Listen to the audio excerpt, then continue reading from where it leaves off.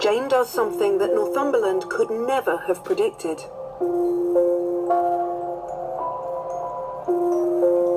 Jane was alone when the crown was brought to her.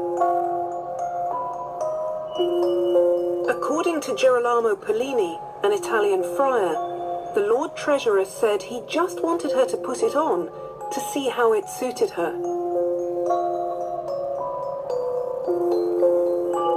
Then the Lord Treasurer said a new one would be made for Guildford. A king, after all, needed a crown. Jane thought for a moment. Then she said no. She would make her husband a duke, but not a king. Given Northumberland's plans, this was an extraordinary act of independence. When Guildford heard her decision, he tried to argue, but there was no changing her mind.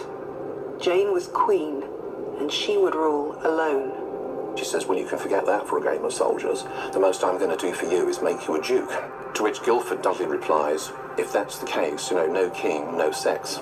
No sex, no successor. And he has to be sort of appeased and sort of carted off by the Earls of Arundel and Pembroke. This is the moment we see Jane take control. If the plan was to install a king by default, Jane wasn't having it. The men had made their plans. They'd tried to control the crown, the country, Mary and Jane. And she said no. This was her moment.